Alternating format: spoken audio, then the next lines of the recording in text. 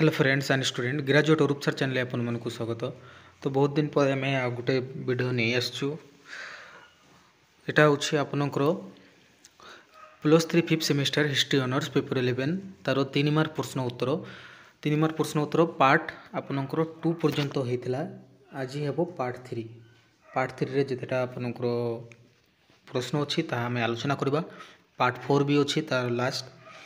तो यहाँ आपको देखिपे यूनिट 3 रो तो यही प्रश्न भितर आप परीक्षा प्रश्न आसो निश्चिंत भाव में रुहतु। वीडियो को आरंभ शेष जाए देखूँ ना गोटे प्रश्न जब आप छाड़देवे तो आपने परीक्षा हैरान हे। तो चलते आम विलंब नक वीडियो को आरंभ करवा।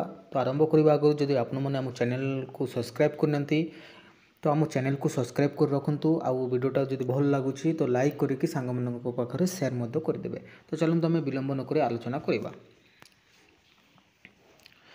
देखो आग पार्ट 2 रे आमर 13 नंबर प्रश्नर उत्तर आम सबू हो नाला। तो बंचे केते धाड़ी तो आम से धाड़ी ए आलोचना करवा। देखो कौन लेखा अच्छी संगठित होता वियेन्ना कांग्रेस रो सिद्धांत अनुसार बेल्जियम को हॉलैंड सहित मिश्रण करा थिला। एहा द्वारा भिन्न कांग्रेस रो कूटनीतिक माने जातीयतावाद चिंताधारा को उपेक्षा करथिले। 1830 ख्रीष्टाब्दर जुलाई विप्लव द्वारा प्रभावित हो बेल्जियम जनसाधारण निज स्वाधीनता पाई आंदोलन कले। परिशेष में बेल्जियम स्वाधीनता को यूरोपीय शक्तिगण स्वीकार करने को बाध्य होते। जर्मनी एवं इटाली रे मेटरनिक हस्तक्षेप जो विशेष परिवर्तन घटी नथिला। 14 नंबर प्रश्न देखा आम बेल्जियम रे जुलाई विप्लवर प्रभाव। तो उत्तर देखा जुलाई विप्लवर पदध्वनि बेल्जियम रे प्रथमे सुना जाइथिला। 1815 पूर्व बेल्जियम ऑस्ट्रिया साम्राज्य एक अंशविशेष थिला। मात्र वियेन्ना व्यवस्था अनुଯାयी तांको हॉलैंड सहित मिसाई दिया जाई नेदरलैंड राष्ट्र सृष्टि करा जाइथिला। किंतु यह एक अवास्तव त्रुटिपूर्ण मिश्रण थिला। मिश्रण पूर्व हॉलैंड एक साधारणतंत्र राष्ट्र थिला बेले बेल्जियम एक राजतांत्रिक राष्ट्र थिला। उभयों भाषा और संस्कृति रे कौनसी सामंजस्य नथिला। हॉलैंडर आदिवासी बा डच माने प्रोटेस्टांट थिबा स्थले बेल्जियम अधिवासी थिला कैथलिक। डच माने बेल्जियम अधिवासी को न्यून दृष्टि देखुले। प्रशासनिक और राजनैतिक व्यवस्था बेल्जियम अधिवासी भूमिका थिला न्यून। यही सब कारण जो बेल्जियम अधिवासी मान मन में असंतोष बनी जलुवा बेले जुलाई विप्लव फ्रांस संगठित होता। जुलाई विप्लव में उत्साहित हो बेल्जियम अधिवासी माने निजर स्वाधीनता पाई लगी पड़ते। बेल्जियम विप्लव नेता माने एक जातीय सभा मिलित हो बेल्जियम पाई एक अस्थायी सरकार प्रतिष्ठा कले। 1830 मसीहा अक्टोबर 4 तारिख दिन बेल्जियम स्वाधीनता घोषणा करागला। पर नूतन संविधान प्रणयन हो लियोपोल्ड को बेल्जियम राज सिंहासन में अधिष्ठित करागला। 15 नंबर प्रश्न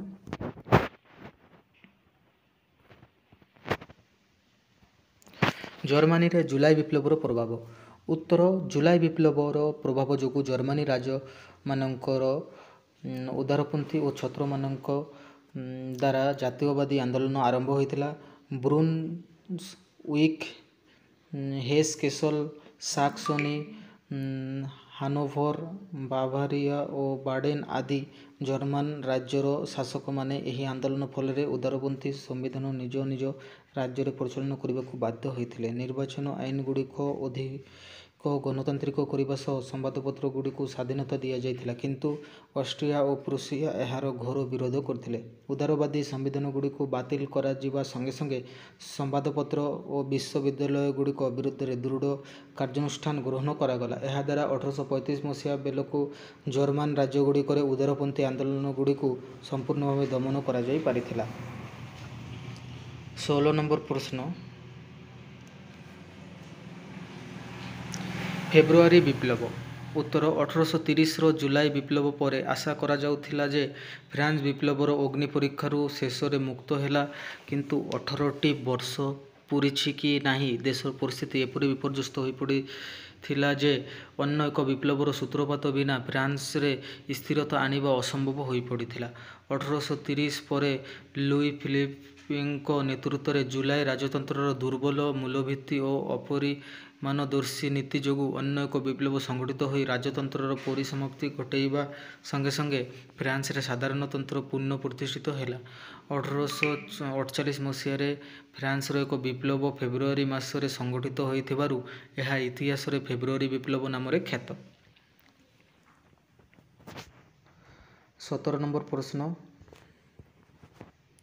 ଫେବୃଆରୀ ବିପ୍ଳବ ପୂର୍ବରୁ ବୁର୍ଜୁଆ ଗୋଷ୍ଠୀର ପ୍ରଭାବ। ଉତ୍ତର 1830 ବିପ୍ଳବ ପରେ ଲାଫାୟେତ ପ୍ରତ୍ୟେକ ରାଜନୈତିକ ଗୋଷ୍ଠୀ ମଧ୍ୟରେ ଏକ ସାଲିସ କରି ଲୁଇ ଫିଲିପଙ୍କୁ ରାଜଗଦିରେ ପ୍ରତିଷ୍ଠିତ କରାଇ ଏକ ସାମ୍ବିଧାନିକ ରାଜତନ୍ତ୍ରର ସଂଗଠନରେ ସକ୍ଷମ ହୋଇପାରିଥିଲା। ପ୍ରତିନିଧି ସଭା ପାଇଁ ନିର୍ବାଚନ ହେଲା। 2,80,00,000 ନାଗରିକମାନଙ୍କ ମଧ୍ୟରୁ ମାତ୍ର 1,00,000 ବ୍ୟକ୍ତି ଭୋଟ ଦେଇଥିଲେ। ରାଜ୍ୟର ସାଧାରଣ ଓ ନିମ୍ନ ଶ୍ରେଣୀର ନାଗରିକଙ୍କୁ ଉପେକ୍ଷା କରାଯାଇଥିଲା। ରାଜାଙ୍କୁ ସିଂହାସନରେ ଅଧିଷ୍ଠିତ କରିବା ନିମିତ୍ତ ବୁର୍ଜୁଆ ଶ୍ରେଣୀ ମତ ପ୍ରଦାନ କରିଥିବାରୁ ବୁର୍ଜୁଆ ଗୋଷ୍ଠୀର ସୁବିଧା ଓ ସୁଯୋଗକୁ ଦୃଷ୍ଟିରେ ରଖି ବିଧାନସଭାରେ ନିୟମ ପ୍ରଣୟନ ହେଲା। ସାଧାରଣତଃ ନାଗରିକମାନଙ୍କ ମଧ୍ୟରେ ନ୍ୟୂନତାବୋଧ କ୍ରମଶଃ ବିଭକ୍ତିରେ ରୂପାନ୍ତରିତ ହେଲା। ଶାସନ ବ୍ୟବସ୍ଥା ଉପରେ ବୁର୍ଜୁଆ ଗୋଷ୍ଠୀର ପ୍ରଭାବ ସମ୍ପୂର୍ଣ୍ଣ ଦୃଢ଼ୀଭୂତ ହେବାରୁ ସାଧାରଣ ଜନତା ପ୍ରତିକ୍ରିୟାଶୀଳ ହୋଇପଡ଼ିଥିଲେ। ଫଳରେ ବୁର୍ଜୁଆ ଗୋଷ୍ଠୀର ପ୍ରଭାବ ଏହା ବିରୋଧରେ ଜନତାଙ୍କର ପ୍ରତିକ୍ରିୟା ହିଁ ଫେବୃଆରୀ ବିପ୍ଳବର ଅନ୍ୟତମ କାରଣ ଥିଲା। 18 নম্বର ପ୍ରଶ୍ନ, ଫେବୃଆରୀ ବିପ୍ଳବ ଅବ୍ୟବହିତ ପୂର୍ବରୁ ଫ୍ରାନ୍ସରେ ସମାଜବାଦ ଚିନ୍ତାଧାରା। ଇଂଲଣ୍ଡର ଶିଳ୍ପ ବିପ୍ଳବ ପରେ ସାରା ୟୁରୋପରେ ପୁଞ୍ଜିବାଦ ପ୍ରତିଷ୍ଠିତ ହେଲା। ପୁଞ୍ଜିପତି ଓ ଶ୍ରମିକମାନଙ୍କ ମଧ୍ୟରେ ପାରସ୍ପରିକ ପାର୍ଥକ୍ୟ ଯୋଗୁଁ ସୃଷ୍ଟି ହେଲା ସମାଜବାଦୀ ଚିନ୍ତାଧାରା। ୟୁରୋପରେ ସମାଜବାଦର ପ୍ରଚାର ମଧ୍ୟ ଫେବୃଆରୀ ବିପ୍ଳବକୁ ଅନେକାଂଶରେ ପ୍ରଭାବିତ କରିଥିଲା। ଦେଶ ମଧ୍ୟରେ ଅନେକ ବୃହତ୍ ଶିଳ୍ପୋଦ୍ୟୋଗ ପ୍ରତିଷ୍ଠିତ ହୋଇଥିଲା। ଅଳ୍ପ ପୁଞ୍ଜି ବିନିଯୋଗ କରି ପୁଞ୍ଜିପତିଗଣ ପୂର୍ବ ଅପେକ୍ଷା ଅଧିକ ଉତ୍ପାଦନ କରିପାରିଲେ। ଶ୍ରମିକମାନଙ୍କ ଭାଉ କ୍ରମଶଃ ହ୍ରାସପ୍ରାପ୍ତ ହେଲା। ବେକାରୀ ବୃଦ୍ଧି ହେଲା। ଲୁଇ ବ୍ଲାକ୍ ଓ ସେଣ୍ଟ ସାଇମନଙ୍କ ପରି ଦେଶପ୍ରେମୀ ସମାଜବାଦୀମାନେ ଏହିପରି ଏକ ଘଡ଼ିସନ୍ଧି ମୁହୂର୍ତ୍ତରେ ସମାଜବାଦର ଜୀବନଯାପନ କଲେ। ସର୍ବହରା ଖଟିଖିଆ ଓ ଶ୍ରମିକମାନଙ୍କର ଉନ୍ନତି ନିମିତ୍ତ ଦେଶ ଉଦାସୀନ ରହିଥିବାରୁ ସର୍ବସାଧାରଣ ହତୋତ୍ସାହିତ ଓ କ୍ଷୁବ୍ଧ ହୋଇ ବିପ୍ଳବମୁଖୀ ହେଲେ। ରାଜତନ୍ତ୍ରର ଶାସନ ସର୍ବଦା ସାଧାରଣଙ୍କ ଉନ୍ନତିକଳ୍ପେ ଉଦ୍ଦିଷ୍ଟ ନୁହେଁ, ବରଂ ମୁଷ୍ଟିମେୟ ତୁଷ୍ଟ ନିମିତ୍ତ ପ୍ରତିଷ୍ଠିତ। ଏହି ଧାରଣା ସେମାନଙ୍କୁ ଅଧିକରୁ ଅଧିକ କ୍ରୋଧ କରିଦେଲା। ସାଧାରଣତନ୍ତ୍ର ପ୍ରତିଷ୍ଠା ଓ ସମାଜବାଦୀ ଅର୍ଥନୀତି ନିମିତ୍ତ ସର୍ବସାଧାରଣ ଆଶୁ ବିପ୍ଳବର କାମନା କରିଥିଲେ। 19 নম্বର ପ୍ରଶ୍ନ, ଲୁଇ ଫିଲିପ। ଉତ୍ତର 1830ର ଜୁଲାଇ ବିପ୍ଳବ ପରେ ଆର୍ଲିନ୍ ରାଜବଂଶର ଲୁଇ ଫିଲିପଙ୍କୁ ଫ୍ରାନ୍ସର ସିଂହାସନ ଅର୍ପଣ କରାଯାଇଥିଲା।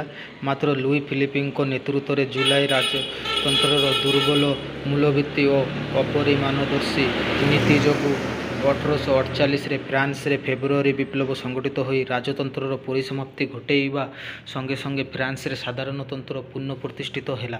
ଶ୍ରମିକମାନଙ୍କର ଦାବି ପ୍ରତି ଲୁଇ ଫିଲିପ ସର୍ବଦା କଠୋରତା ପ୍ରଦର୍ଶନ କରି ଆସୁଥିଲେ। ଅର୍ଥନୈତିକ ଔଦାସ୍ୟକୁ ସେ ସମର୍ଥନ କରି ଆସୁଥିଲେ। ସେ ବୁର୍ଜୁଆ ସ୍ୱାର୍ଥ ସୁରକ୍ଷା ନିମିତ୍ତ ସର୍ବଦା ଉଦ୍ୟତ ଥିଲେ। ରାଜା କେବଳ ଧନିକ ଶ୍ରେଣୀ ସମ୍ପୃକ୍ତ ବୁର୍ଜୁଆମାନଙ୍କୁ ଭୋଟ ଅଧିକାର ପ୍ରଦାନ କରିବାରୁ ଜନସାଧାରଣ ଅସନ୍ତୁଷ୍ଟ ହୋଇଥିଲେ। ସମାଜବାଦୀ ଓ ଶ୍ରମିକ ଶ୍ରେଣୀର ବିରୋଧ ଓ ପ୍ରତିବାଦ ଯୋଗୁଁ ଅର୍ଲିନ୍ସ ରାଜବଂଶ ପତନମୁଖୀ ହୋଇଥିଲା। 20 নম্বର ପ୍ରଶ୍ନ ଦେଖିବା।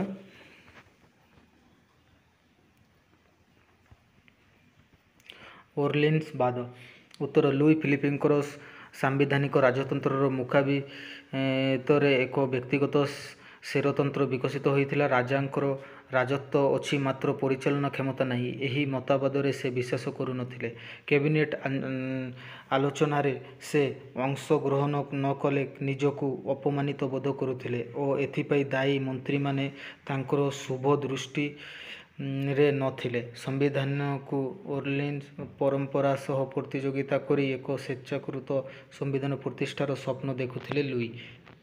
ତ ଦେଖନ୍ତୁ 20 নম্বର ପ୍ରଶ୍ନର ଉତ୍ତର ଆମେ ଆଗ ଭିଡ଼ିଓରେ ଆଲୋଚନା କରିବା ସବୁ। ତ ଭିଡ଼ିଓଟା ଯଦି ଭଲ ଲାଗିଛି ତ ଭିଡ଼ିଓକୁ ଲାଇକ୍ କରିଦିଅନ୍ତୁ ଆଉ ଚ୍ୟାନେଲରେ ନୂଆ ଥିଲେ ସବସ୍କ୍ରାଇବ୍ କରିଦିଅନ୍ତୁ। ନମସ୍କାର।